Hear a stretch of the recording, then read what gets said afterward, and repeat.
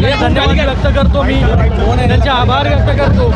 की तिसऱ्यांदा त्यांनी जो विश्वास दाखवलेला आहे महायुतीवरती, माझ्यावरती, आज तिसऱ्यांदा निवडणुकीला सामोरं जात होतो आणि तिसऱ्यांदा देखील जे प्रेम पहिला 2014, 2019 आणि आता तिसरी वेळ देखील मोठ्या बहुमताने जे आहे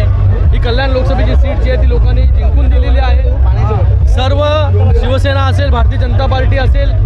मनसे असेल,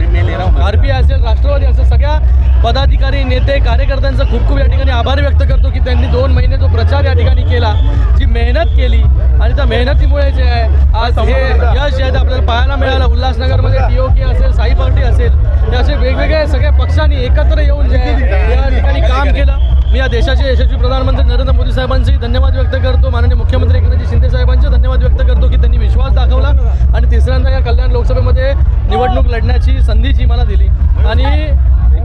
तिसऱ्यांदा मला वाटतं मोठं मताधिक्य जे आहे हे कल्याण लोकसभेमध्ये मिळतंय।